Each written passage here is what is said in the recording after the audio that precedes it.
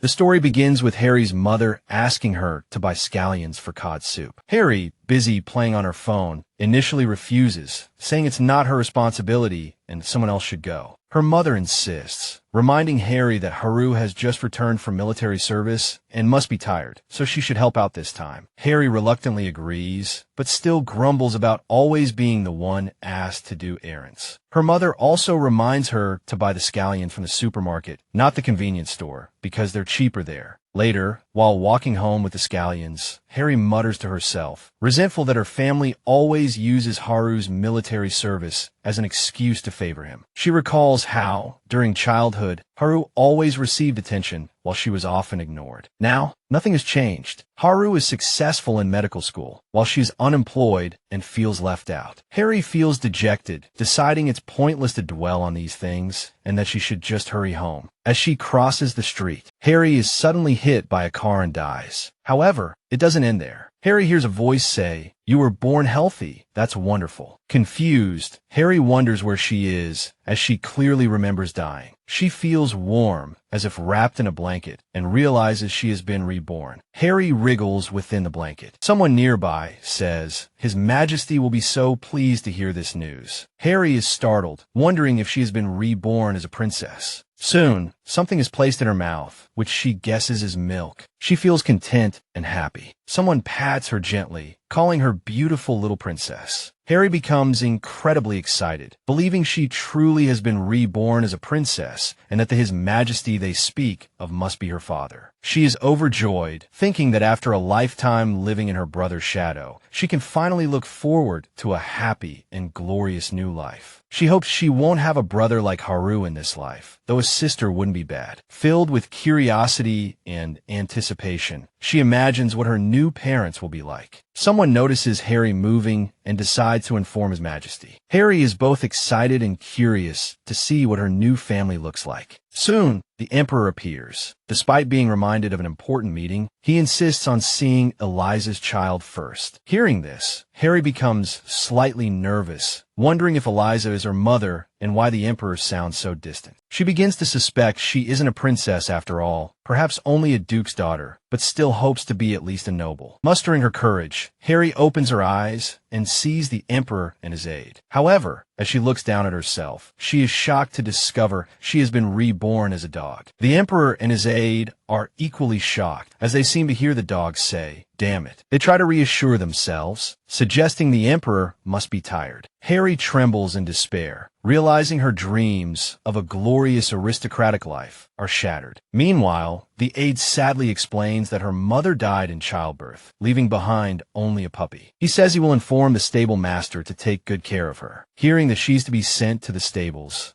Harry panics, her dreams of a luxurious life crumbling. Despite her anxiety, she resolves that if she can't be a noble, she will at least enjoy life as a royal pet. In desperation, she announces that she will become the Empire's royal guard dog. The Emperor and his aide are stunned, realizing the dog can actually talk. The astonished Emperor asks his aide, Sir Ibe, for his opinion. Sir Ibe immediately suggests killing Harry. He believes a talking dog is too dangerous. Hearing this, Harry trembles in fear, wondering if she was too impulsive and is about to die right after being born. Breaking out in a cold sweat, Harry musters a bit of courage and tries to stop the Emperor, warning that she will curse the Empire if they kill her. However, she realizes they aren't listening at all and breaks down crying, begging for her life. She cries and pleads with them not to kill her, saying she was just born and only wants to live happily. Seeing Harry crying so pitifully, the Emperor hesitates and finally agrees to spare her life. Harry is stunned in disbelief. The aide questions His Majesty's decision, but the Emperor, intrigued by the talking dog, decides to observe Harry for the time being. The aide suggests that Harry be cared for by the stable master along with the other dogs. Harry is shocked and unwilling, vehemently opposing being sent to the stables. She declares herself an independent puppy and that she will choose her own owner. She puts her paws together, pleading with the Emperor to personally raise her, promising to repay his kindness one day. The Emperor found the situation rather amusing, calling it an extraordinary experience, a talking puppy choosing him as its owner. He smiled and agreed to take Harry with him, and Harry grinned, praising his wise decision. As the Emperor picked Harry up, he pondered what name to give her, jokingly suggesting Woofy. Harry immediately spoke up, insisting that a proactive puppy like herself should choose her own name. She proudly introduced herself as Harry. The Emperor, holding Harry, started to leave, but his aide, Sir Abel, questioned the safety of keeping the dog alive, expressing his skepticism. The Emperor calmly reminded Abel that they had already discussed this and reassured him that a newborn puppy posed no threat. Meanwhile, Harry felt relieved, hoping Abel wouldn't say anything more now that the Emperor had decided to keep her. The Emperor placed Harry in a room, telling her this was where Woofy would live from now on. Harry felt irritated, thinking she had already told him her name wasn't Woofy. The Emperor noticed her reaction and asked if she didn't like the room. Harry remained unhappy, clearly displeased with both the name and the situation. Meanwhile, Abel reminded the Emperor that they were about to be late for their meeting. Realizing the time, the Emperor quickly prepared to leave. As they left, Harry ran towards the Emperor, yelping, but the door was immediately shut and locked. Left alone, Harry felt anxious and her mind raced. She wondered if the seemingly kind and considerate Emperor was actually arrogant and indifferent, beginning to doubt if he had truly been listening to her. Meanwhile, elsewhere in the palace, two maids are talking about the Emperor. They discussed how he had recently purged a large number of rebels, hinting at his power and decisiveness. Harry listened intently at the door to the maids' conversation. They spoke of the ongoing bloodshed within the Empire, revealing that the current Emperor, Aeson Valerio Resender, had staged a rebellion. He had killed his siblings and even murdered his own father to usurp the throne. Now a tyrant, he was facing challenges from the nobles. Nobles were rising up in revolt, and the Emperor's suppression of these rebellions had created a tense atmosphere within the Empire. Thinking about this, Harry felt trapped and worried, wondering how she had ended up in such a violent and turbulent world. She lamented that if she had to be reborn, it should have been in a peaceful place. She feared for her life, realizing that if the rebels stormed the palace, she would easily be killed. Angry and frustrated, Harry took out her anger on a pillow, pretending it was her brother Haru, blaming him for her suffering. Then, she turned her attention back to herself, reflecting on the harsh reality she faced. She pondered whether it was possible to survive under such a cruel emperor, or if her cuteness could soften his heart. To assess the situation, she looked in a mirror, surprised by how adorable she was. She even noticed the calluses on her paws and the cute little tail wagging behind her. She felt that, with her appearance, she might be able to win the Emperor's favor and live a luxurious life as a pet. Harry decided that being a pampered dog in a wealthy household might be the best option. She fantasized about cuddling in the Emperor's lap, imagining him captivated by her charm. She imagined herself saying, "Your Majesty, I love the sound of you ripping silk." And the Emperor would then order all the silk in the treasury to be brought out. Harry was amused by the thought of being in such a favored position. She wondered when the Emperor would return, as she was hungry. Later, the Emperor and Abel had a conversation. Abel asked if the Emperor planned to see the dog again, and the Emperor confirmed he did. Abel expressed his concerns. He suggested that the dog might be a spy sent by the Northern Pancratio, advising the Emperor to be careful and even consider getting rid of it. However, the Emperor seemed unconcerned, asking Abel why he was so wary of the dog. The Emperor admitted he had considered that possibility himself, but he dismissed the speculation, saying that many palace servants had witnessed the dog's birth and that it had been under protection in the palace, making it unlikely to have been switched. He shrugged, saying it was just a talking dog.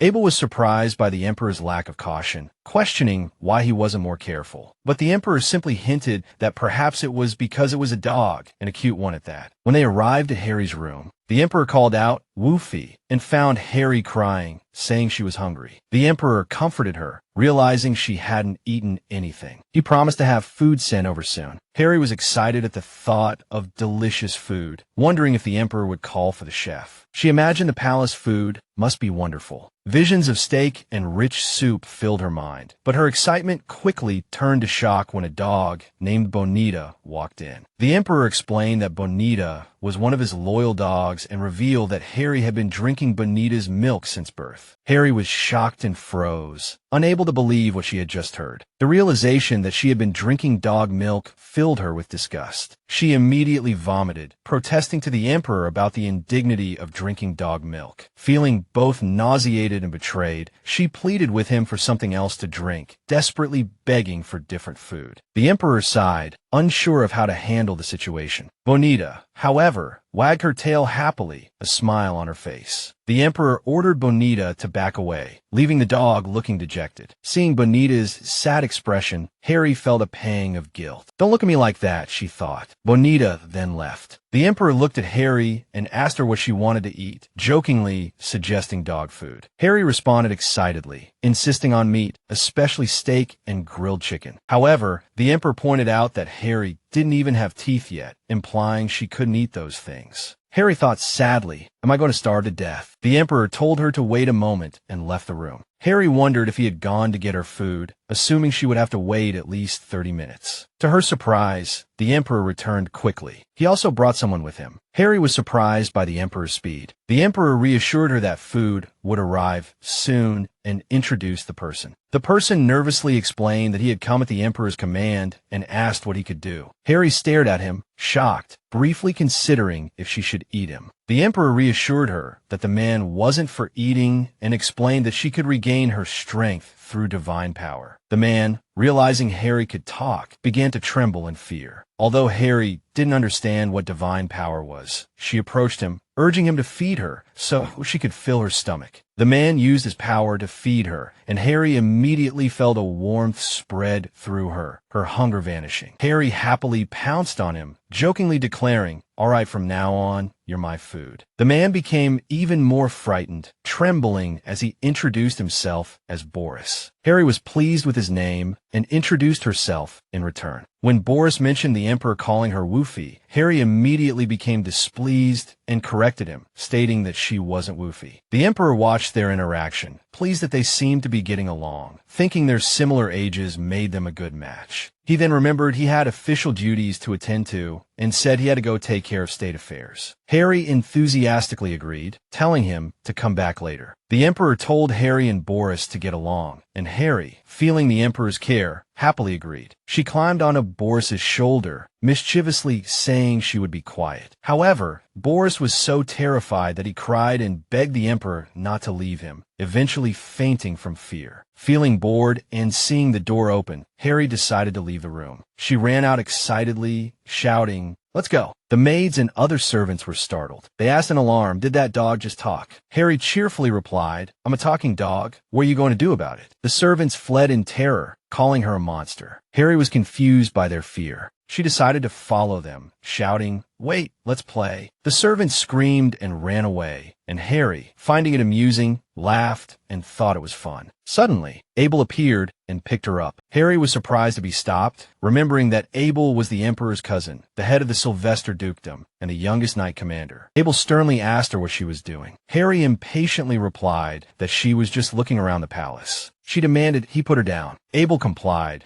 but seriously warned her that he still didn't know her true identity and that if she caused trouble, he wouldn't go easy on her, advising her to be careful. After hearing Abel's warning, Harry became nervous and confused, not understanding what she had done wrong. She recalled Abel's coldness towards her since their last meeting, a stark contrast to the Emperor's care and gentleness. She sighed, missing the Emperor's comfort. Just as she was feeling down, the Emperor appeared. Seeing him, Harry's mood immediately brightened. She excitedly ran towards the Emperor and was picked up. The Emperor asked her what happened. Harry, emotional and teary-eyed, told him there was something she hadn't told him before. The Emperor curiously asked what it was. Harry confessed in a trembling voice that she had gone out for a bit. She also accidentally bumped into a few people at the stairs, and after she spoke to them, they ran away scared, leaving her feeling confused and upset. The Emperor asked Harry if she had spoken to those people. Harry simply replied, The Emperor comforted her, saying the most important thing was that she had fun.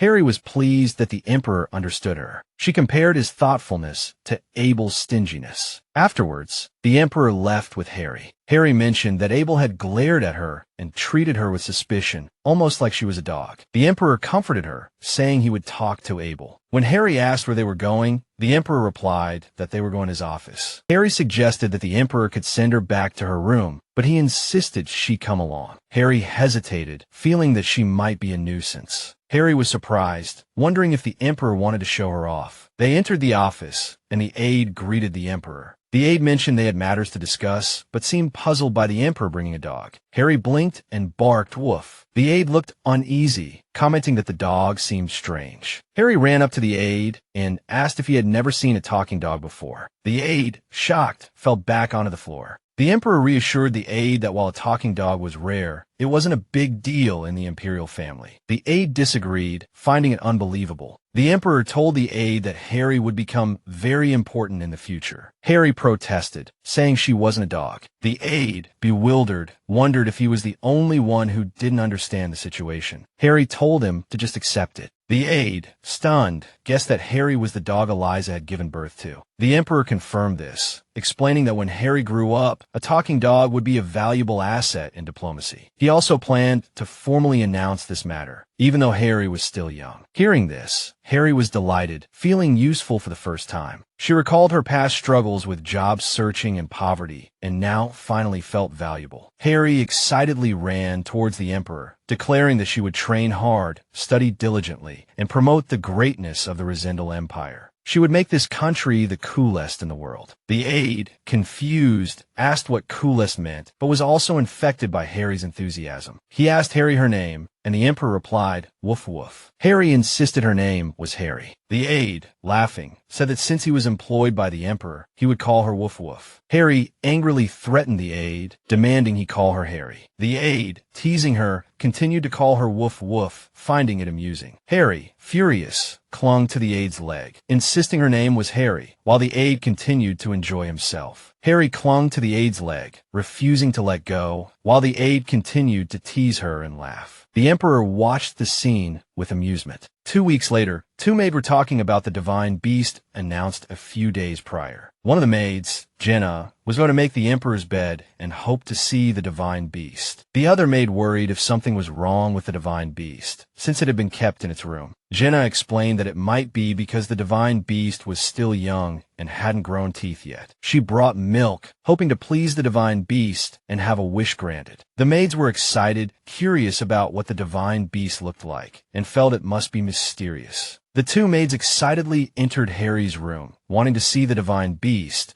but found the room messy and didn't see Harry. They thought the divine beast was hiding under the blanket. One of the maids lifted the blanket and found Harry. Harry asked woof. The maids happily called her cute and greeted her. Harry, though a little nervous, enjoyed the attention and wagged her tail happily. Later, Harry started to feel unwell, her stomach hurting badly. She groaned in discomfort, and the emperor came to check on her. The emperor asked if she was asleep, and Harry told him her stomach hurt. Harry recalled her daily routine, eating heartily in front of Boris, enjoying chewing on the sheets, but also wondering if becoming a dog was affecting her mentality and dozing off while waiting for Ace. Harry excitedly told the emperor about her day, saying she met the maids and played with them and drank the delicious milk they gave her. However, upon hearing this, the emperor became furious. He asked who gave her human milk. Harry, nervous and scared, tried to defend the maids. She explained that she had asked for the milk, and that Jenna and Annie were very kind to her. She insisted that Jenna must have made a mistake and begged the emperor not to blame anyone. The emperor sighed in exasperation and told Harry to be patient. As they left, Abel noticed them and questioned why the emperor was carrying a dog during an important meeting. The emperor explained that Woof Woof was sick, but Abel continued to eye Harry suspiciously, still bewildered by the situation. Seeing Abel glaring at her, Harry grew nervous, unsure what his problem was. Abel commented that Harry looked truly unwell and suggested the emperor go to the temple, informing them he would be late for the meeting. Harry found Abel's behavior odd, but the emperor thanked him nonetheless. Afterwards, the emperor arrived at Archbishop Theosimo's residence. Theosimo greeted him, asking if something was wrong. The emperor stated he was there to see Theosimo and assured him that Father Boris was fine. Theosimo was surprised the emperor was treating Boris like an ordinary person. He explained that Boris was the youngest official priest in history and a candidate for the next pope. He revealed he had entrusted Boris with an important task, but he hadn't expected Boris to be taking care of a dog. Harry, annoyed by this remark, glared at Theosimo. Noticing her, Theosimo asked the emperor if this was the dog,